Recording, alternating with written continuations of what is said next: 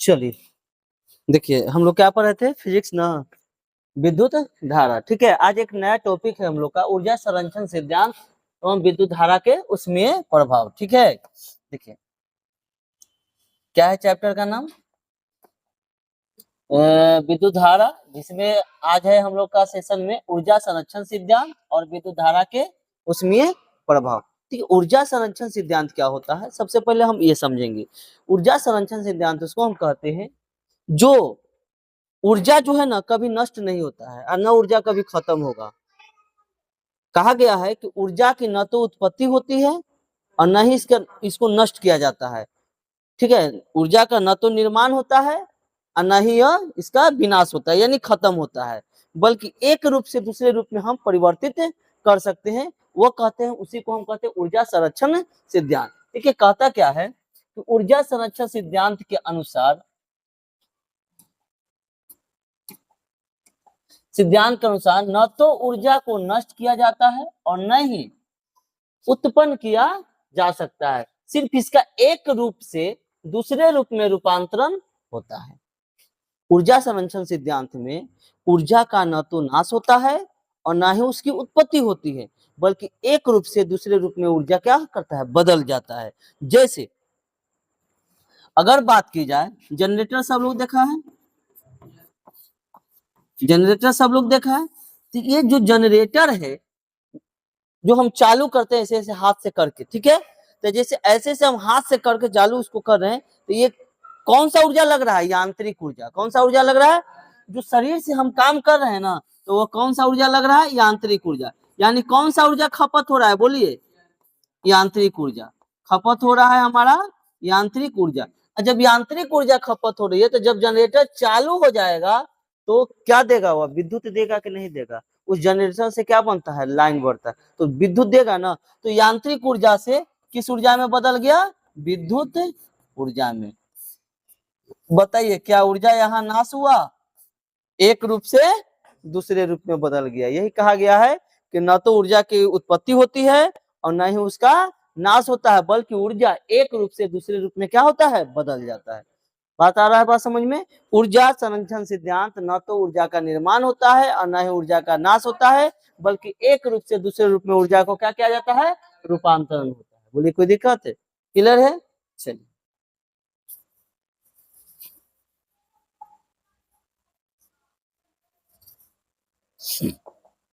देखिए आगे है, बहुत मोटा किया हुआ है, विद्युत धारा का उसमें प्रभाव। क्या है, विद्युत धारा का उसमें प्रभाव। देखिए विद्युत धारा का उसमें प्रभाव क्या होता है, कहा गया है कि किसी चालक तार में विद्युत धारा प्रवाहित होने के बाद विद्युत धारा का कुछ अंश ऊर्जा के रूप में रूपांतरण हो जाता है। देखिए विद्युत धारा का उसमें प्रभाव का मतलब क्या होता है कि किसी भी चालक पदार्थ में जब आप ऊर्जा प्रवाहित करोगे ना, तो क्या होता है कि कभी कभी ऐसा होता है कि वो ऊर्जा के कारण उस चालक तार में या किसी चालक पदार्थ में उष्मा उत्पन्न होने लगता है। उसी को कहते हैं विद्युत धारा का उसमें प्रभाव। तो हम मान के चलते हैं कि उष्मा कब उत्पन्न होता है, ध्यान से देख रहा है। ये हम एक वायर ले लिए, तार, ठीक है, इसमें जब हम तार ले लिए, अब इसमें हम ऊर्जा देना चालू किए, यानी यहाँ पर हम क्या देना चालू किए, यहाँ से ऊर्जा हम देना चालू किए। अब ऊर्जा हम दिए तो इसमें इलेक्ट्रॉन गया, बोलिए, इलेक्ट्रॉन गया। अब इस तार की जो कैपेसिटी है, ये तार की कैपेसिटी है विद्युत धारा जाने का 5 एम्पियर। कितना, 5 एम्पियर। विद्युत धारा कैसे, मात्र सॉरी एम्पियर है, ओम हो गया ना, ये एम्पियर नहीं, ये ओम हो गया। कितना, 5 एम्पियर की धारा जाने की इसमें कैपेसिटी है। तो 5 एम्पियर का इलेक्ट्रॉन जाएगा, तो ये जो तार है ना, इसमें कोई दिक्कत नहीं होगा। लेकिन इसमें बहुत ज्यादा इलेक्ट्रॉन का प्रवाह होने लगे। जितना का कैपेसिटी है ना 5 एम्पियर का, हम इसमें 20 एम्पियर का धारा दे रहे हैं। तो ज्यादा धारा दे देंगे तो ये तार क्या हो जाता है, हीट हो जाता है, गर्म हो जाता है। और गर्म होकर इसमें से क्या निकलने लगता है, उष्मा। क्या निकलता है, उष्मा। उसी को कहते हैं विद्युत धारा का उसमें प्रभाव। आ रहा बात समझ में? यानी तार में जो है 5 एम्पियर की धारा जाना चाहिए था और हम उसको 20 एम्पियर की धारा प्रवाहित करवा रहे हैं, यानी बहुत ज्यादा उसमें हम धारा प्रवाहित करवा रहे हैं। तो उस स्थिति में क्या होगा, तार हीट करेगा, और जब तार हीट करेगा, गर्म होगा, उसी को कहते हैं हम विद्युत धारा का उसमें प्रभाव। यानी गतिज ऊर्जा बराबर क्या होता है, देखिए ध्यान से, यानी अभी और हाँ आगे होने के बाद कुछ अंश ऊष्मा में परिवर्तित हो जाता है। विद्युत धारा के इस प्रभाव को हम क्या कहते हैं, विद्युत धारा के उसमें प्रभाव कहते हैं। यानी अब बात समझिए, गतिज ऊर्जा या हम उसको कह सकते हैं उष्मीय ऊर्जा। गतिज ऊर्जा को हम क्या कहते हैं, उष्मीय ऊर्जा। गतिज ऊर्जा बराबर एक फार्मूला होता है, याद रखिएगा ये फार्मूला 1/2 mv²। क्या याद रखना है, 1/2 mv²। बोलो कोई दिक्कत, समझ में आ रहा है? चलो आगे देखेंगे। हाँ ये तो हमको साबित करना है, ठीक है। देखिए आपको इसमें 2 फार्मूला आपको याद रखना है। कितने फार्मूला, 2 फार्मूला। ये कैसे हुआ है मैं आपको यहाँ पर बताता हूँ, ठीक है। ऊपर हम लोग ध्यान नहीं देंगे,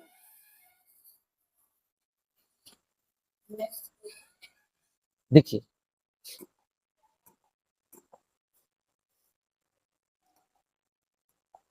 सबसे पहले हम लोग ये समझेंगे कि विद्युत धारा ये क्या कहता, क्या है, अगला टॉपिक है हम लोग का कि विद्युत धारा से उत्पन्न उष्मा का परिणाम। अभी हमने सीखा कि जब विद्युत धारा किसी तार में या किसी चालक पदार्थ में जब हम देते हैं तो उसमें क्या होता है, उष्मा उत्पन्न होता है, और यही जो उष्मा उत्पन्न होता है उसको हम कहते हैं विद्युत धारा के उष्मीय प्रवाह।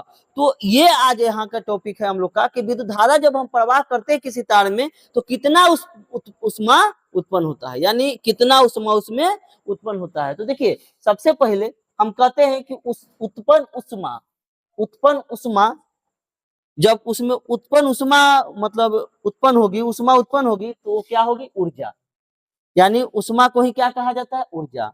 और जितना ऊर्जा होगा उतना क्या होगा, कार्य। यानी तीनों एक दूसरे का बराबर है, उत्पन्न उष्मा बराबर ऊर्जा बराबर कार्य। यानी कितना हमारे अंदर ऊर्जा है उसके अकॉर्डिंग क्या होता है, कार्य होता है। तो हमारा यहाँ पर टॉपिक क्या है कि जो उष्मा है वह ऊर्जा के बराबर है और वह कार्य के बराबर है। बोलिए कोई दिक्कत है, समझ में आ रहा है? यहाँ पर ये है। अब देखिए सबसे पहले हमारा फार्मूला है, आपको याद रखना है कि एक फार्मूला आप याद रखिएगा ना, एक फार्मूला से हम 3 फार्मूला यहाँ पर निकालेंगे।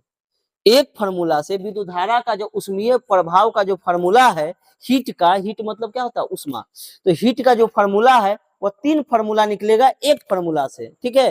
तो हमें याद क्या रखना है, देखिए याद हमें रखना है कि W बराबर क्या होता है, W बराबर क्या होता है, वी क्यू। क्या होता है, वी क्यू, ठीक है। तो हमें ये, चलो नेक्स्ट पेज ले लेते हैं, ठीक है, नेक्स्ट पेज लेके समझते हैं इसको छोड़ो।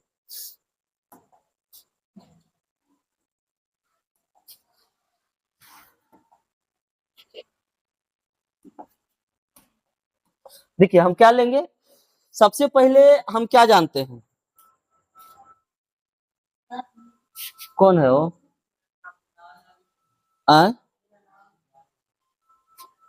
बिना नाम के यहाँ का काम है, हैं? उठा ले। देखिए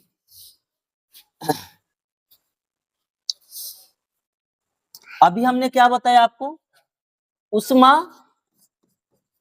बराबर ऊर्जा बराबर कार्य, यानी उष्मा बराबर ऊर्जा बराबर कार्य, ठीक है। तो हम क्या करेंगे, सबसे पहले देखिए एक फॉर्मूला आप देखिए, Q बराबर IT। क्या होता है, Q बराबर IT। आपको ये फॉर्मूला याद रखना होगा, फॉर्मूला फर्स्ट एक याद रखना होगा कि Q बराबर, यहाँ पर अब Q क्या है, I क्या है, T क्या है, पहले ये समझिए। तो Q हम किसको कहते हैं, Q बराबर आवेश, Q बराबर आवेश। उसके बाद I बराबर विद्युत धारा, I बराबर विद्युत धारा, और T बराबर क्या होता है, समय। यानी कहा जाए कि Q बराबर क्या होता है, फॉर्मूला IT। क्या होता है, Q बराबर IT, ठीक है। तो एक फॉर्मूला और याद कीजिएगा, W बराबर वी क्यू, W बराबर वी क्यू, ठीक है। W बराबर क्या याद करेंगे, वी क्यू। अब देखिए यहां से आपका निकल जाएगा फॉर्मूला, समझिए ध्यान से। W बराबर वी क्यू याद रखेंगे, दो फार्मूला याद रखेंगे, दो फार्मूला से हमारा विद्युत धारा का उष्मीय प्रभाव का जो व्यंजन प्राप्त होता है, 3 व्यंजन, वो आपको यहाँ से अब निकलने वाला है, ठीक है। तो एक Q बराबर IT और W बराबर VQ। अब देखिए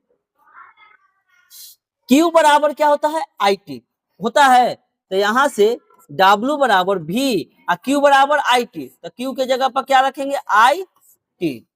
बोलिए Q के जगह पर क्या रखेंगे, IT। तो हमारा क्या फार्मूला निकल गया, W बराबर VIT। चलिए एक फार्मूला मिला, बोलो, अरे एक फार्मूला मिला। चलिए क्या, फार्मूला नंबर फर्स्ट, समझ में आया। अब देखिए ओम के नियम कितने लोग यहाँ पर जानता है, ओम के नियम का व्यंजन क्या होता है, ओम के नियम का व्यंजन क्या होता है, एकदम चर्चित फार्मूला है, अभी तक तू याद नहीं किया है सब।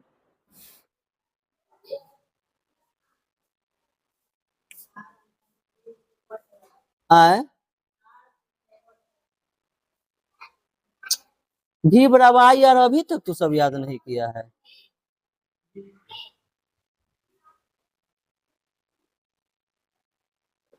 पढ़ाने का इससे अब मन नहीं कर रहा है, मोबाइल निकाल दो, निकाल।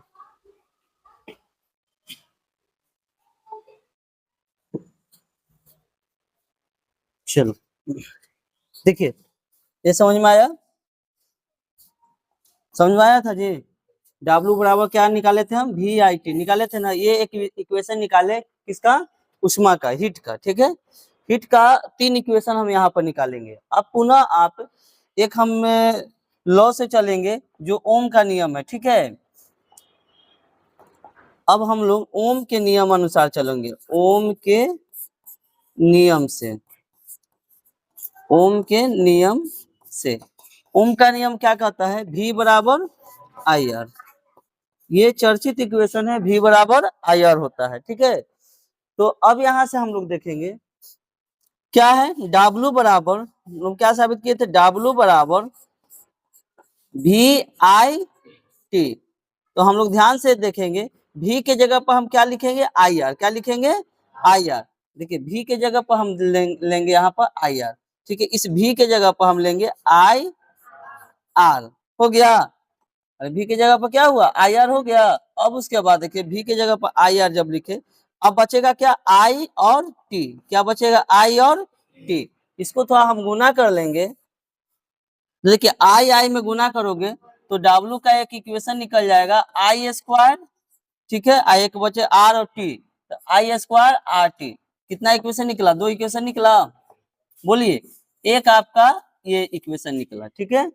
अब उसके बाद नाउ पुनः हमने क्या बोला था, 3 इक्वेशन निकालेंगे हम लोग, ठीक है। एक इक्वेशन और हम लोग निकालेंगे, क्या निकालेंगे, ध्यान से देखेंगे। फिर से पुनः ओम के आप नियम से चलिएगा, ठीक है। तो लिखेंगे कि पुनः ओम के नियम से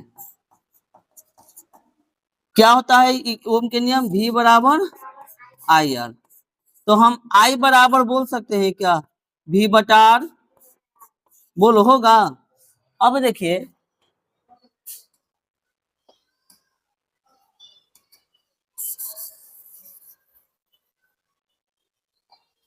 देखिए अब हम लोग एक इक्वेशन क्या निकाले थे, W बराबर VIT निकाले थे, बोलिए। अब देखिए तो भी I के जगह पर क्या, V बटा R लिख दे, बोलो V बटा, तो इस I के जगह पर V बटा R हो जाएगा, फिर है गुना T। चलिए V से V स्क्वायर होगा, और बोलो V स्क्वायर T, अब बटा क्या हो जाएगा, R, V स्क्वायर T बटा R, ठीक है। ये क्या निकला आपका, तीसरा समीकरण निकला।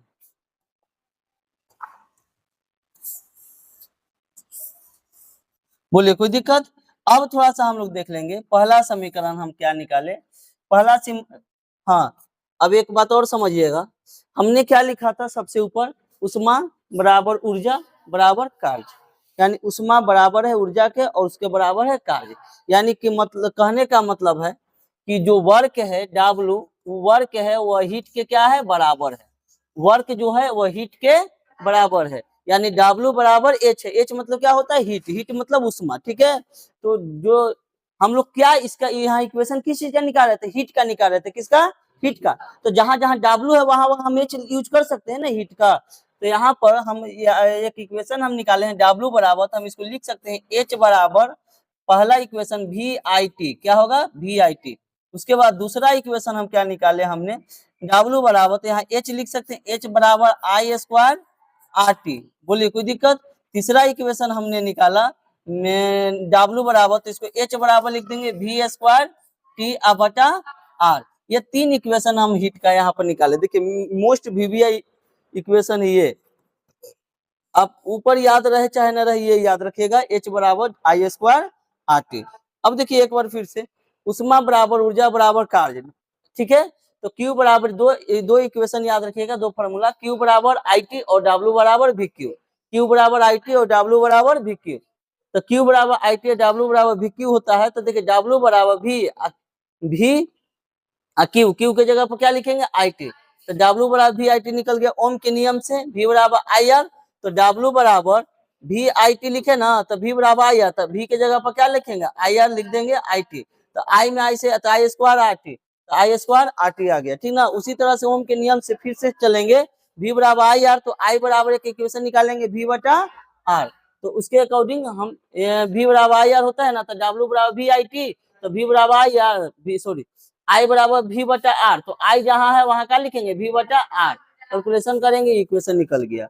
हम जानते हैं कि वर्क और हीट दोनों आपस में क्या है बराबर है, एक ही को कहते हैं।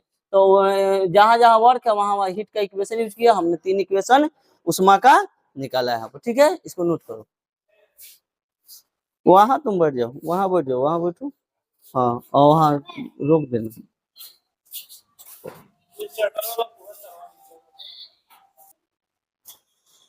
देखो अगला, आगे हम लोग का कि जूल का उष्मीय नियम क्या है, क्या जूल का उष्मीय नियम क्या है। देखिए जूल जो थे ना, जूल जो होता है वह उष्मा या ऊर्जा का एसआई मात्रक होता है जूल, ठीक है। और जूल या कोई और नहीं, एक वैज्ञानिक का नाम था जूल, है ना। पहले के बहुत सारे ऐसे वैज्ञानिक थे जो अपने नाम पर क्या देते थे कि एसआई मात्रक दे देते थे, जैसे न्यूटन, तो बल का एसआई मात्रक न्यूटन, दाब का एसआई मात्रक पास्कल, ऊर्जा का एसआई मात्रक जूल। ये लोग जो थे ना वैज्ञानिक थे, अपने नाम पर एसआई मात्रक दे देते थे ताकि हमारा नाम है ना बहुत दिनों तक अमर रहे और लोग उसको जाने, ठीक है। तो इसीलिए, नहीं तो आज जूल अगर ना देते कुछ और देते तो जूल का लोग नामे भूल जाता है ना। तो देखिए उस जूल का उष्मीय नियम क्या है, कहता है कि जब किसी चालक से विद्युत धारा का प्रवाह होता है, जब किसी चालक से विद्युत धारा का प्रवाह होता है तो उस चालक के प्रतिरोध के कारण उष्मा की उत्पत्ति होती है। इस उष्मा के बारे में एक नियम का प्रतिपादन किया गया जिसे जूल का उष्मीय नियम कहा जाता है। देखिए कहा गया है कि जब कोई चालक पदार्थ है, मान लेते हैं ये चालक पदार्थ है, ठीक है, तो इस चालक पदार्थ में प्रतिरोध के कारण उष्मा उत्पन्न होगा। जैसे मान लेते हैं कि इस चालक पदार्थ में कैपेसिटी है 10 एम्पियर सहने का, ठीक है। हम यहाँ पर एक लगा दिए 5 एम्पियर का, यहाँ पर एक और डिवाइस लगा दिए 2 एम्पियर का, यहाँ पर एक और लगा दिए प्रतिरोध 3 एम्पियर का, यहाँ पर लगा दिए 5 एम्पियर का, यहाँ पर लगा दिए 7 एम्पियर का। इसी तरह से हमने बहुत ज्यादा इसमें प्रतिरोध लगा दिया। तो ये ज्यादा प्रतिरोध लगाने की वजह से देखिए जितना ज्यादा प्रतिरोध होगा उसमें उतना ज्यादा उष्मा उत्पन्न होगा, हीट होगा। कोई पदार्थ कोई डिवाइस क्या होगा हीट होगा। तो ये चालक तार क्या है, बहुत ज्यादा प्रतिरोध लगने के कारण यह हीट करेगा, इसमें से उष्मा निकलेगा। और उसी जो ये उष्मा जो निकलेगा इसी नियम को कहा जाता है जूल का उष्मीय नियम कहा जाता है, ठीक है। इस नियम के अनुसार जूल वैज्ञानिक ने 3 नियम दिया था, वो समझेंगे क्या क्या नियम दिया था, ठीक है। ये बहुत इंपॉर्टेंट है, पूछता है एग्जाम में, ऐसे पूछेगा कि जूल का उष्मीय नियम क्या है, लिखे जूल का उष्मीय नियम लिखे। तो जूल का उष्मीय नियम निम्नलिखित है, पहला नियम क्या कहता है कि किसी चालक तार में उत्पन्न उष्मा, किसी चालक तार में उत्पन्न उष्मा, उष्मा यानी हीट, किसी चालक तार में उत्पन्न उष्मा, चालक तार से प्रवाहित होने वाली विद्युत धारा, धारा यानी आई, धारा के वर्ग, वर्ग वर्ग मतलब स्क्वायर, वर्ग के समानुपाती होता है, यानी H समानुपाती आई स्क्वायर, जिसमें नियत कौन रहता है, फिक्स तापमान रहता है R और T, R और T क्या रहता है यहाँ पर, नियत रहता है, यानी फिक्स रहता है। बोलिए कोई दिक्कत, यानी किसी, देखिए H प्रोपोर्शनल आई स्क्वायर, अगर इतने याद रखते हैं ना तो आप हिंदिया याद कर लीजिएगा, इसका हम ट्रिक बताएंगे लास्ट में, सब तीनों नियम बता देंगे, तो आपको ना समझ में आए कोई दिक्कत ना, लास्ट में जब बता देंगे समझ में आ जाएगा। देखिए आप ये याद रखोगे ना H प्रोपोर्शनल आई स्क्वायर, तो आपको शायद याद हो जाए, कहना H क्या है, उष्मा है, तो हम बोलेंगे किसी चालक तार में उत्पन्न उष्मा, आई धारा है, तो उस चालक तार में प्रवाहित विद्युत धारा के वर्ग के समानुपाती होता है। अब बताइए H और I, देखिए होता क्या है, H बराबर आई स्क्वायर आर टी, पहले इतना समझो ना, इसका हम उपयोग समझेंगे, H बराबर आई स्क्वायर आर टी, तो बात समझना, H और I, H और I का यूज हो गया है, क्या बचेगा, आर टी, तो R और T जो है ना वो नियत रहेगा। अरे बस समझ में, यही फॉर्मूला पर चलेगा, H बराबर आई स्क्वायर आर टी, तो H और I का यूज हो गया, देखो तो क्या रहेगा नियत, आर स्क्वायर, आर और टी नियत रहेगा। देखो ना हम समझाते हैं इसको बढ़िया से आ जाएगा। दूसरा देखो, जूल का दूसरा नियम क्या कहता है कि किसी चालक तार में उत्पन्न उष्मा यानी हीट, उत्पन्न उष्मा यानी हीट, उस चालक तार के प्रतिरोध, प्रतिरोध मतलब आर के समानुपाती होता है। तो अगर आप ये याद रखते हैं, अगर आप ये याद रखते हैं कि H प्रोपोर्शनल आई स्क्वायर, तो उष्मा धारा का वर्ग के समानुपाती होता है। अगर आप याद रखते हैं H प्रोपोर्शनल R, तो कहेंगे किसी चालक तार में उत्पन्न उष्मा और उसमें लगा प्रतिरोध के समानुपाती होता है। एकदम इजी है याद करना, है ना। फिर है जूल का तीसरा नियम क्या, और देखो इसमें क्या नियत रहेगा जी, H और R है, तो I बराबर H बराबर आई स्क्वायर आर टी निकाले है ना, तो I और T नियत रहेगा, I और T नियत रहेगा। बोलिए कोई दिक्कत है। तीसरा नियम क्या कहता है, किसी चालक तार में उत्पन्न उष्मा यानी हीट, उस चालक तार में प्रवाहित विद्युत धारा यानी आई के समानुपाती है। ये मतलब H प्रोपोर्शन है और समय नहीं जी, विद्युत धारा के समय यानी विद्युत धारा के समय यानी T के समानुपाती होता है। आ रहा बात समझ में। अब देखो इसका एक हम आपको सिखाते हैं जिसको हमने नाम दिया है ब्रह्मास्त्र, है ना, एक के बारे में पूरा क्लियर, ठीक है। उस जूल का ये याद करने की आवश्यकता नहीं है, अगर याद किया वो बकलोल है। जूल का उसमें नियम, जूल का जो नियम है हमेशा एग्जाम में पूछे जाते हैं, इसको याद नहीं करना है, बस एक चीज आपको याद करना है, क्या, H बराबर आई स्क्वायर आर टी, याद होगा ये। देखिए H H H H सब में समानुपाती, बैरिज बैरिज हो गया। बोलो उसमें नियम बता रहे हैं, पहले क्या है आई स्क्वायर, फिर क्या है आर, फिर क्या है टी, हो गया। H बैरिज आई स्क्वायर, H बैरिज आर, H बैरिज टी। नियत कैसे हम लेंगे, नियत लेंगे, ध्यान देना, H और I, बात समझना, H और I, देखना ई पट्टी देखना ना, जो यूज हो जाएगा उसको लूप कर देना, तो I यूज हो गया, क्या बचा, तो नियत क्या रहेगा R और T, नियत रहेगा R और T। अब बताइए R, R को लूप करेंगे I और T, अब नियत क्या रहेगा I और T। उसके बाद हमने T को लूप किया, क्या नियत रहेगा I और, बोलिए नहीं याद होगा।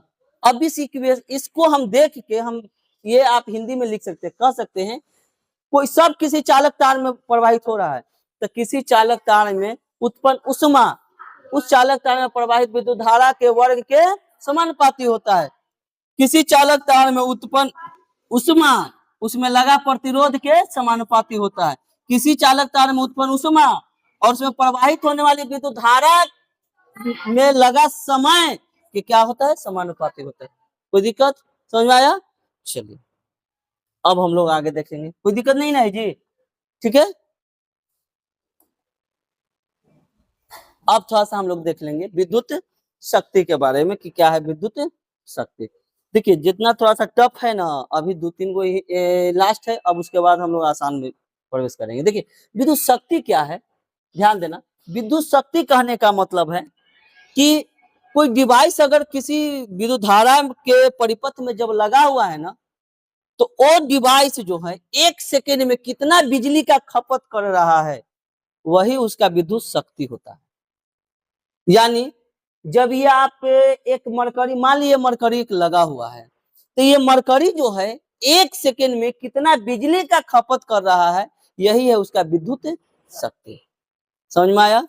तो विद्युत शक्ति कह सकते हैं कि 1 सेकेंड में, कितना सेकेंड में, 1 सेकेंड में किसी विद्युतीय उपकरण द्वारा, कोई विद्युतीय उपकरण, बल्ब ले लो, लैपटॉप ले लो, मोबाइल ले लो, पंखा ले लो, टीवी ले लो, कोई विद्युतीय उपकरण 1 सेकेंड में वह कितना ऊर्जा की खपत की जाती है, मतलब उसके द्वारा कितना ऊर्जा की खपत की जाती है, उस ऊर्जा की खपत ही उस उपकरण का क्या कहलाता है, विद्युतीय शक्ति कहलाता है। इसे P के द्वारा सूचित किया जाता है। इसका SI मात्रा क्या होता है, वाट होता है।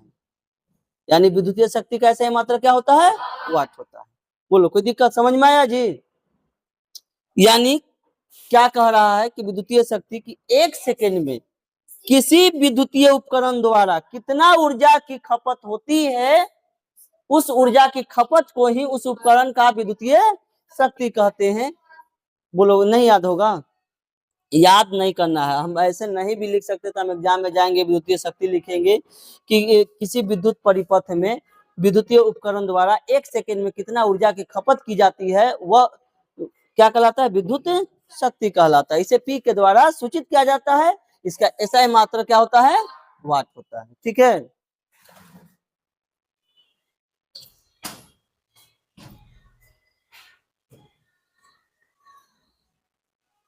उन्हें बोल जाओ। हाँ चमक रहा है, वही दे आ रहा है, उससे ना चमक रहा होगा, उससे भी धूप आ गया ज्यादा, अभी भी है।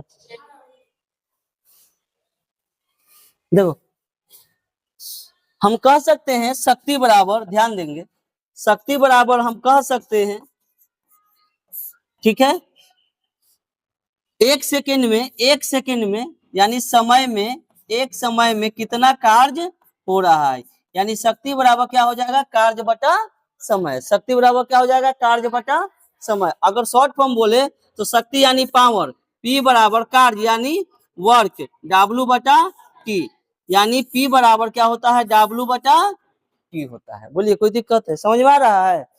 P बराबर क्या हुआ, W बटा T। ठीक है, अब थोड़ा सा हम लोग देख लेंगे।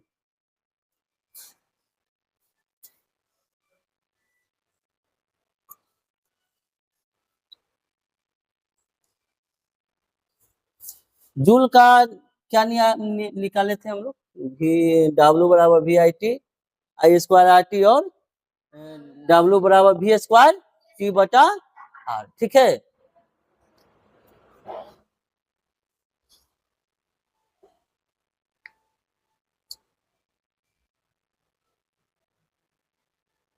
देखिए क्या करेंगे हम यहाँ पर, थोड़ा सा एक समझ लीजिएगा कि जो शक्ति का हम इक्वेशन, जैसे जूल का उसमें नियम में हम हीट का 3 इक्वेशन निकाले थे, 3 समीकरण निकाले थे, उसी तरह से हम यहाँ पर भी पावर का भी 3 समीकरण हम निकाल सकते हैं। कैसे, ध्यान देना। सबसे पहले हमारा, ठीक है, देखिए ध्यान से, P बराबर हम क्या निकालेंगे, कैसे निकालेंगे, ठीक है। तो पहला इक्वेशन जूल का क्या आया था हमारा, VIT, क्या आया था, VIT, क्या आया था, VIT आया था। सब में हम नीचे क्या है मेरा, देखिए कैसे निकलेगा, बात समझिए, थोड़ा सा कहीं ना कहीं कंफ्यूज होगा तुम लोग। देखो सबसे पहले शक्ति बराबर क्या होता है, कार्य बटा समय, यानी P बराबर W बटा टी, ठीक है। अब बताइए W जो है हम हीट का है या वर्क का है, सब हम W बराबर निकाल लेते VIT, जो फिर W को हम हीट में चेंज किए थे, यानी हीट बराबर W, हीट बराबर W और हीट बराबर W बराबर ये लाए थे ना इक्वेशन। तो बताइए W बराबर हम पहले क्या यूज किए थे, VIT, क्या किए थे VIT, और सब में T से भाग है तो T से T कैंसिल, तो क्या आ गया VI, यानी एक पावर का इक्वेशन आ गया VI आ गया। चलो कलर थोड़ा चेंज करते हैं इसका, एक पावर का। अब फिर दूसरा हम P बराबर अब W बटा T, फिर से तो दूसरा हम हीट का क्या निकाले थे equation, I square RT, I square RT अब बटा फिर से T, तो T से T कैंसिल, क्या आ जाएगा I स्क्वायर R। फिर से हम P बराबर एक और इक्वेशन निकाले हैं W बटा T, तो फिर W का क्या है V स्क्वायर T अब बटा R अब बटा T। बोलिए कोई दिक्कत है, इसको इक्वेशन हल करेंगे तो T बटा एक, जब मारेगा पलटी तो ऊपर 1 जाएगा नीचे T जाएगा, तो होगा V स्क्वायर I अब बटा R गुना 1 बटा T, तो क्या निकलेगा V स्क्वायर I अब बटा R। एक ये R और T ना जी, R में T से गुना करेंगे ना RT। हमने 3 इक्वेशन यहाँ P का निकाला, क्या P बराबर VI, P बराबर I स्क्वायर R और P बराबर V स्क्वायर I बटा RT। वही देखो यहाँ पर हम 3 इक्वेशन निकाले हैं, ठीक है। देखिए P बराबर VI एक लाया, ठीक है, दूसरा P बराबर I स्क्वायर R एक लाया I स्क्वायर R, और तीसरा P बराबर V स्क्वायर R। अच्छा कटेगा क्या जी, V स्क्वायर I बटा है, गलत निकाल दिया है क्या, V स्क्वायर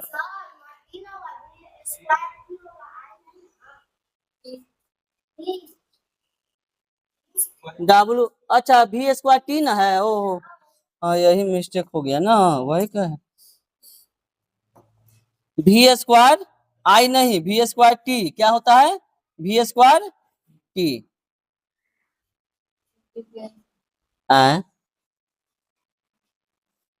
चलिए देखिए यहाँ V स्क्वायर T T और यहाँ हो जाएगा T, T से T कैंसिल, तो क्या आ जाएगा V स्क्वायर बटा R। बोलिए कोई दिक्कत है, पावर के यहाँ पर कितनी इक्वेशन निकला, 3 इक्वेशन, समझ में आया। चलिए ये सब इक्वेशन आपको एक कॉपी में एक जगह पर आप लिखिएगा, सभी इक्वेशन को लिखने से क्या होगा कि जब हम न्यूमेरिकल बनाएंगे तो वहां पे इक्वेशन आपको काम आएगा, ठीक है। पावर का 3 इक्वेशन, फिर विद्युत धारा पढ़ा था वहां पर भी इक्वेशन मिला था, फिर आवेश के बारे में बताया वहां पर भी एक इक्वेशन मिला, फिर ओम के नियम में भी बराबर आई आर इक्वेशन मिला, ठीक है। ओम के नियम से 3 इक्वेशन मिलता है, वो सब आपको याद रखना है। जूल का उसमें नियम, उसमें भी इक्वेशन निकला। ये सब इक्वेशन के एक साथ आप करके रखोगे तो आपको न्यूमेरिकल बनाने में आसानी होगा, ठीक है। चलो इसको नोट कर लो।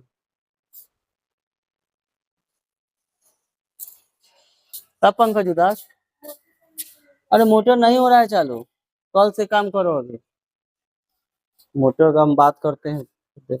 चलिए आगे देखिए, चलिए अब है हम लोग का निम्नलिखित बिंदुओं पर टिप्पणी लिखना। अब सिर्फ समझना है, ठीक है।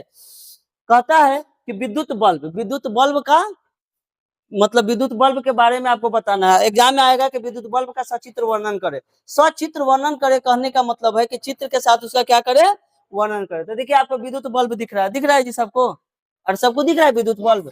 अब देखिए इस बल्ब के बारे में कि यह विद्युत धारा के उसमें प्रभाव पर कार्य करता है। विद्युत बल्ब कहाँ किस पर कार्य करता है, विद्युत धारा के उसमें प्रभाव पर कार्य करता है। बल्ब के बारे में देखकर और लिख देना है। विद्युत बल्ब कांच का बना होता है। विद्युत बल्ब किसका बना होता है, कांच का। इसके अंदर टंगस्टन का तार होता है। देखिए विद्युत बल्ब के अंदर जो है ना, ये ऐसे ऐसे ऐठा रहता है ना, ये किसका तार होता है, टंगस्टन का। इसका गलनांक काफी 3400 डिग्री सेल्सियस होता है, यानी इसका गलनांक कितना डिग्री सेल्सियस होता है, 3400। यानी कहने का मतलब है कि 3400 डिग्री सेल्सियस अगर इसको ताप मिलेगा, क्या मिलेगा, ताप मिलेगा, तब ये जाकर टंगस्टन गल जाएगा। 3400 डिग्री सेल्सियस से ही नहीं होता, बहुत आगे 100 डिग्री सेल्सियस अगर पानी को गर्म किया जाता है तो पानी उबलने लगता है। वही 3400 डिग्री सेल्सियस अगर तापमान मिलेगा तब जाकर टंगस्टन क्या हो जाएगा, गल जाएगा। टंगस्टन का गलनांक क्या होता है, काफी उच्च होता है। इसके अंदर हवा को हाँ,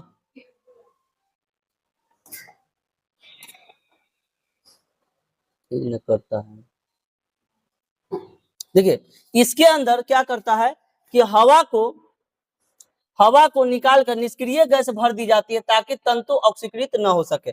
यानी विद्युत बल्ब के अंदर, देखिए बल्ब के अंदर क्या किया जाता है, सबसे पहले हवा को निकाल लिया जाता है। जो उसके अंदर हवा है ना, उस हवा को क्या किया जाएगा, निकाल कर, और निकाल कर कौन सा हवा भरा जाएगा, निष्क्रिय। कौन सा हवा भरा जाएगा, निष्क्रिय कहो या अक्रिय कहो या उसको उत्कृष्ट कहो, तीन नाम है।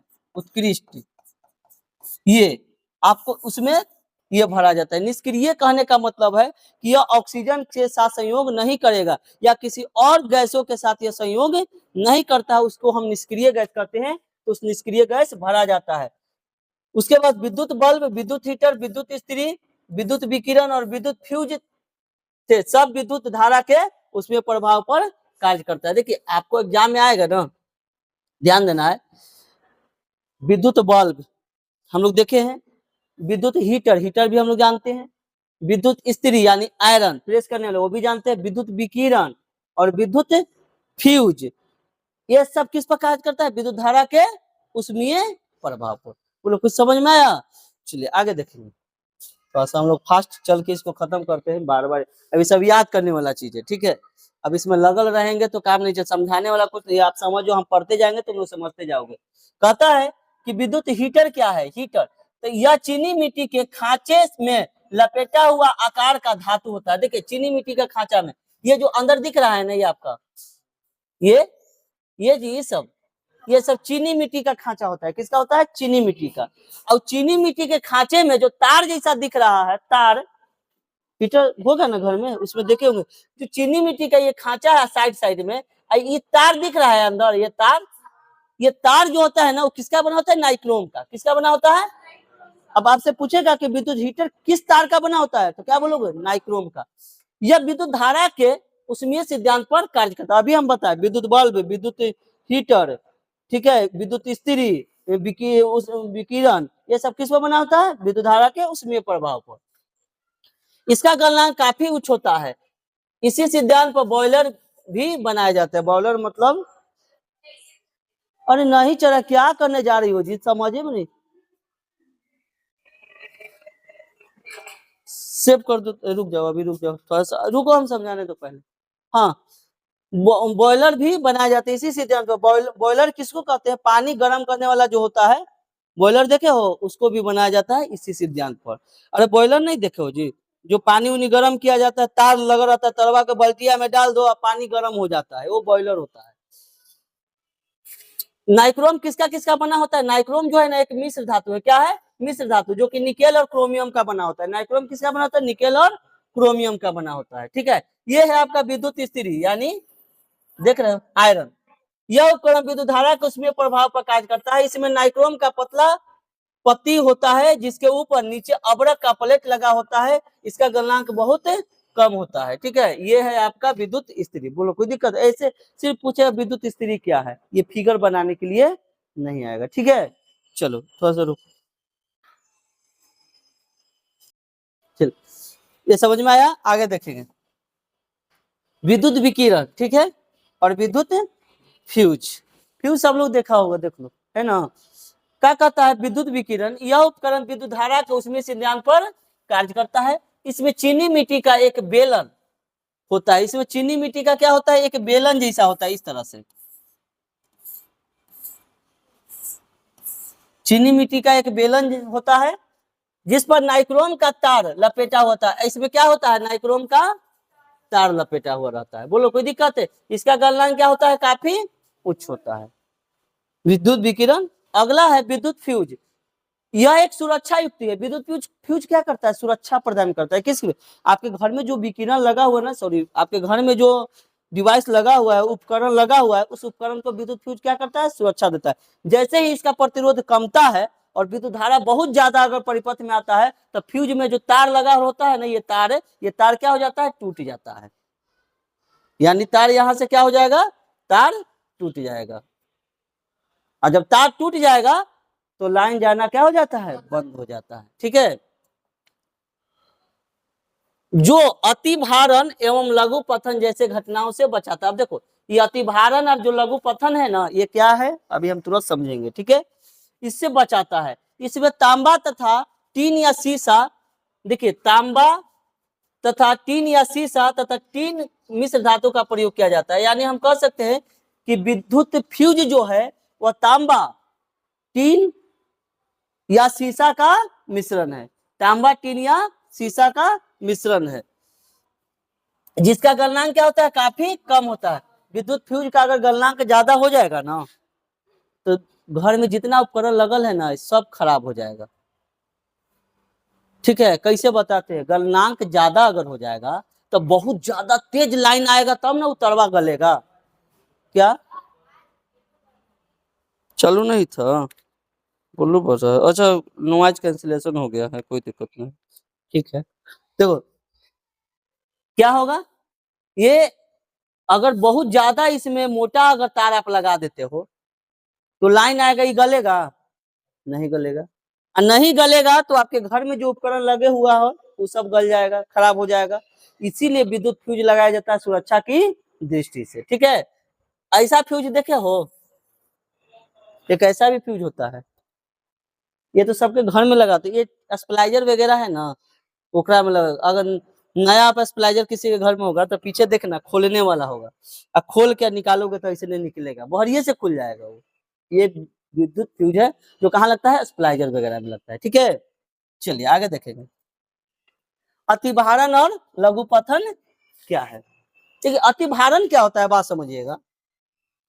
ये मान लेते हैं कि ये एक वायर है जिसकी कैपेसिटी क्या है, क्षमता धारा जाने का 10 एम्पियर। कितना है, 10 एम्पियर। यहाँ पर डिवाइस लगा, यहाँ लगा, यहाँ लगा, यहाँ लगा, यहाँ लगा, यहाँ लगा, बहुत ज्यादा लगा। ये 5 ampere, 2 ampere, 4 ampere, 8 ampere, 7 ampere, 9 ampere, 10 ampere ऐसे लगा दिए। यानी इसमें 10 एम्पियर का कैपेसिटी है या इतना ज्यादा एम्पियर उसमें क्या कर दिए, लोड दे दिए। तो इसको हम कहते ओवरलोड होना। यानी कोई बच्चा जो है 10 केजी मान ले प्रिंस की बात ले लो, प्रिंस अगर 20 केजी वजन उठाता है, कितना केजी, 20 केजी, और गार्जियन जो है ना 40 केजी माथा पर दे दिया, तो प्रिंस कहेगा काहे ओवरलोड देता हो, कहेगा ना ये ओवरलोड काहे देता। मतलब ओवरलोड मतलब उसको हम ओवरलोड, यानी इंग्लिश में बोलेंगे ओवरलोड और हिंदी में बोलेंगे अति भारण। जितना उसको कैपेसिटी है उस कैपेसिटी से ज्यादा उसको लोड देना, यही कहलाता है अति भारण कहलाता है। आ रहा बात समझ में, अति भारण समझ में आ गया। यानी जो कैपेसिटी है उससे ज्यादा लोड दे रहा, क्या होता है, ओवरलोड। नहीं कहते, कभी कभी खानो करते कि ओवरलोड आज हो गया, कहता है कि नहीं। यानी 4 रोटी खाए ला मिल गया बढ़िया चीज तो 8 को दबा दिए, ये क्या हो गया, आज ओवरलोड हो गया, पेट एकदम फूल गया ओवरलोड से, होता है ना। ये है अति भारण। यह एक ऐसी घटना है जिससे जब एक ही समय में बहुत सारे शक्तिशाली विद्युतीय उपकरण को किसी विद्युत परिपथ में जोड़ दिया जाता है तो उस परिपथ में आवश्यकता से अधिक विद्युत धारा का प्रवाह हो जाता है। जैसे देखिए, आप एक ही समय में बहुत सारे अगर उपकरण को आप जोड़ देते हैं तो आवश्यकता से अधिक इसमें क्या आएगा, धारा आएगा, क्योंकि सब धारा खींचेगा जी, जितना उपकरण है सब क्या करेगा, धारा खींचेगा। ऐसे में कभी कभी क्या होता है कि बहुत ज्यादा धारा खींचने की वजह से तार जो है ना हीट कर जाता है, हीट हो जाता है, जो जड़ जाता है, जिसको हम कहते हैं लघु पतन हो गया, यानी शॉर्ट सर्किट हो गया। अति भारण यानी ओवरलोड और लघु पतन यानी शॉर्ट सर्किट होना। तो देखिए लघु पतन आप समझिए कि जब किसी कारणवश ठंडा तार और गर्म तार एक दूसरे के संपर्क में आ जाते हैं। देखो तारवा एक दूसरे में लपटा रहता है ना, दो तार, वो दोनों तार क्या होगा, गर्म का एगो ठंडा, कभी कभी ऐसा होगा किसी कारणवश एक दूसरे के संपर्क में सट जाएगा। तो जब सट जाता है तो परिपथ का प्रतिरोध का मान जो है ना घट जाता है, प्रतिरोध क्या होगा, एकाएक एकदम घट जाएगा। और जब प्रतिरोध घटा तो विद्युत धारा का दुश्मनवा हटले हुए चल एकदम अंधाधुन एकदम अटैक करेगा, बहुत ज्यादा फ्लो होने लगेगा, है ना। प्रतिरोध क्या है, धारा का दुश्मन है। प्रतिरोध लगल है, धारा आराम से जा रहा है, डरे डरे जा रहा है, और जैसे ही तरवा सटा अब प्रतिरोध शून्य हुआ, प्रतिरोध हटा तो धारा कहेगा कि हट गलो, एकदम काल कंटा हटल, चल जितना जल्दी निकल। इलेक्ट्रॉन जो है ना खूब तेजी से एकदम प्रवाह होने लगेगा, और जब खूब तेजी से वही प्रवाह होगा तो जो तार है ना वो हीट करेगा, हीट करके गल जाएगा, जिसको हम लोग कहते हैं शॉर्ट सर्किट हो गया। बोलो कोई दिक्कत है। चलिए मान घटने का कारण उसमें आवश्यकता से अधिक विद्युत धारा का प्रवाह हो जाता है तो हम उसको क्या कहते हैं, शॉर्ट सर्किट या लघु पतन कहते हैं। यहीं पर आप आंसर लिख दीजिएगा, उसे लघु पतन कहा जाता है। बोलो कोई दिक्कत है? चलिए अब देखिए, जब मानव शरीर भीगा हुआ नहीं रहता है तो उसका प्रतिरोध लगभग कितना होता है, 30,000। इकाई दाएं सैकड़ा हजार 10,000 30,000। जब मनुष्य का शरीर, हम लोग का शरीर का प्रतिरोध कितना है, 30,000। 30,000 है तब ना धारा नहीं जाता है जी हमारे अंदर, प्रतिरोध हुआ उसको क्या कर देता है, रोक देता है। बहुत ज्यादा प्रतिरोध है, समझ रहे हो, 30,000 प्रतिरोध है जब शरीर भीगा हुआ नहीं है तब। अब भीगे हुए स्थिति में हमारे मानव शरीर का प्रतिरोध 200 से 300 ओम हो जाता है। देख लो, जब भीग गया शरीर तो 200 से 300 ओम हो गया। ऐसा में कभी गलती लाइन फाइन वाला मत करना, नहीं तो क्या होगा, विद्युत धारा तो शरीर में आ जाएगा, खूब इलेक्ट्रॉन मारने लगा, है ना, होता है ना, तो ये होता है। हाँ, भीगा हुआ शरीर में कितना ओम प्रतिरोध होता है, 200 से 300 ओम। अब मानव शरीर में सूखा हुआ जब शरीर है उसका प्रतिरोध कितना होता है, 30,000 ओम। बोलिए कोई दिक्कत है? चलिए आगे थोड़ा सा समझ लेंगे कि घरों में विद्युत परिपथ में कौन कौन सी खराबियां उत्पन्न होती है। यानी घरेलू विद्युत जो परिपथ है उसमें कौन कौन सी खराबियां आएगी, तो घर के विद्युत परिपथ में निम्नलिखित खराबियां होती है। पहला, तार का पुराना होना। घर का विद्युत परिपथ में खराबियां क्या है, सबसे पहले तार पुराना हो जाएगा, वो कमजोर हो जाता है, उसमें ज्यादा धारा जाएगा ना तो गलेगा, ये खराबियां है। दूसरा, ढीला संयोजन। कभी कभी तार लगता है ना तो टाइट करके लगाना चाहिए, ढीला ढीला नहीं लगाना, ढीला लगाओगे वही एक दूसरे से सटने का चांस होता है। स्विच का खराब हो जाना, ये खराबियां है घर में। उसके बाद उपकरण की खराबी, कोई उपकरण खराब होता है, ये विद्युत परिपथ में खराबियां हैं। संयोजित तार का खुला रह जाना, और जो तार का संयोजन किए हैं वहां पर खुला रह जाएगा, ये खराबियां। मान लेते कि तार गया यहाँ खुला रह जाए, कोई लड़कन के कहे कि वो स्विच खोल दो, स्विच खोसे में का थराए लगा, मार दिया, होता है कि नहीं। तो ये सब विद्युत घर में क्या है, विद्युत परिपथ में खराबियां है। ठीक है, चलिए ये सब खुद से याद करने वाला है, समझाने के लिए समझा देते। विद्युत खतरा से बचने के लिए क्या क्या उपाय है, यानी खतरा से हमें बचने के लिए क्या क्या उपाय करना चाहिए। सबसे पहले उपाय क्या करना चाहिए, किसी भी प्रकार का खतरा होने पर परिपथ का मेन स्विच बंद कर दे। जो परिपथ का मेन स्विच है ना, जहां से आप फ्यूज लगाए हुए वहां पर बंद कर दो, या आपका एमसीबी जहां लगा हुआ रहता है एमसीबी को गिरा दो। ठीक है, ये पहले कर, क्योंकि लाइन मार दे ना तो जहां से मेन लाइन आया ना वहां से हटा दो, ये ना तो ओकरे में जाके तीरो तू क्या तोरा बचा लो, तोरा बचावे में तू ही सट जाएगा। तो वो नहीं करना है, वीर नहीं बनना है कि तोरा लाइन से क्या करेंगे हम बचा लेंगे, आधा धुन खींचो, खींचे में क्या होगा, तू तो बच जाएगा लेकिन तू चल जाएगा, तोरे में पूरा अर्थ ले लेगा। तो ये नहीं करना चाहिए। पहले कहाँ जाना चाहिए, मेन लाइन के पास। मेन लाइन के पास एमसीबी आपका होगा, वहां से एमसीबी सबको गिरा दो। ठीक है, और फिर उसके बाद एमसीबी गिरा के और जो फ्यूज वूज वगैरह है उसको निकाल दो, ऑटोमेटिक लाइन बंद हो जाएगा, वो बच जाएगा, है ना। वीर बनने के चक्कर में खींच मत लेना उसको। आगे देखो, संयोजन कसा हुआ होना चाहिए। और संयोजन क्या होना चाहिए, कसा हुआ, बहुत बढ़िया से उसको नट पे से एकदम कस देना चाहिए, जाकि करेंट ना हो, थोड़ा सा भी लूज पूज ना, लूज होगा ना जहां से मारेगा चिंगारी तितकी मारेगा, समझ में आया। जहां पर आप किसी वायर को पेच से कनेक्ट किए हुए हो, नट से, पेच से, और उस पेच को थोड़ा सा भी ढीला छोड़ोगे ना तो क्या होगा, तो वहां से कौन 5 गो वीडियो बनवा देता है, सेव करवा करवा सभी सबके। चलिए, संयोजन कसा होना चाहिए। अगला, संयोजक के जगह पर अचालक पदार्थ से ढका होना चाहिए। संयोजक जहां कस रहे हो ना वहां अचालक पदार्थ से ढका होना, जिसमें लाइन ना है, ये ना कि जहां तार कटपी से वहां खूब लोहा से एकदम कस दो, चाहे तांबे का तार जो है ना छील छाल के ओकरे से इसी से लपेट दो खूब, ऐसा करना चाहिए। अचालक पदार्थ से टेप, टेप क्यों होता है, टेप इसलिए होता है ना कि वायर को ढक दे, वो अचालक पदार्थ होता है, उसके ऊपर लाइन नहीं आता है। जब कभी विद्युत परिपथ का मरम्मत करना हो तो हाथ में रबड़ के दस्ताने एवं पैर में जूते चप्पल होना चाहिए, है ना, बिना जूता चप्पल के लाइन नहीं बनाना चाहिए। अगला, सही क्षमता वाले फ्यूज का प्रयोग परिपथ में करना चाहिए। सही क्षमता वाला, ये ना कैसा फ्यूज बना दे कि लाइन आए तो उड़वे ना करे, पूरा घर के टीवी पंखा सब उड़ जाए, है ना। तो अच्छा फ्यूज का प्रयोग करना चाहिए। विद्युतीय उपकरण में भूतार का प्रयोग करना चाहिए। भूतार, विद्युतीय उपकरण में भूतार मतलब जमीन से जो अर्थ होता है ना उस अर्थ का भी प्रयोग करना चाहिए, यानी अर्थिंग वाला जी भूतार उसको कहते हैं। अगर किसी व्यक्ति के संपर्क विद्युत से हो जाए तो उसे कुचालक पदार्थ के माध्यम से हटाना चाहिए। यानी कोई के लाइन मार देना तो कुचालक पदार्थ जेकरा में लाइन ना है ओकरा से हटाना चाहिए, ना कि जेकर लाइन मार ले लोहा का रड से हटा ठेल रहा है तो उसे ठेलने में क्या होगा, तोड़ो मार देगा, तोड़ो में लाइन आ जाएगा। नहीं, जिसको लाइन मार ले उसको कुचालक पदार्थ से यानी लाठी डंडा से उसको हटाओ। वो ना लाठी डंडा हरियर ना सूखल से। समझ में आया? चलो अगला देखो। खत्म हुआ जी। दही बड़ा खुशी मिला, है ना। अगला है नाइक्रोम का उपयोग। नाइक्रोम कहाँ लगता है जी, विद्युत हीटर में, ठीक ना। तो नाइक्रोम का उपयोग मानक प्रतिरोध के रूप में क्यों नहीं किया जाता है? मानक प्रतिरोध के रूप में समझिएगा। नाइक्रोम एक मिश्र धातु है। कैसा है? मिश्र धातु, जिसमें निकेल और क्रोमियम। नाइक्रोम किससे बनता है? निकेल और क्रोमियम से मिलकर बना होता है। इसका प्रतिरोध ताप गुणांक अधिक होने के कारण इसका उपयोग जो है मानक प्रतिरोध में नहीं किया जाता है। इसका क्या होता है, बात समझिए कि ताप जो गुणांक है ना बहुत ज्यादा होता है। ताप गुणांक क्या होता है नाइक्रोम का? बहुत ज्यादा, इसलिए इसका उपयोग मानक प्रतिरोध में नहीं किया जाता है। बोलो कोई दिक्कत है? समझ में आया? तो आज हम लोग का क्लास का हुआ दही, ठीक है। चलिए।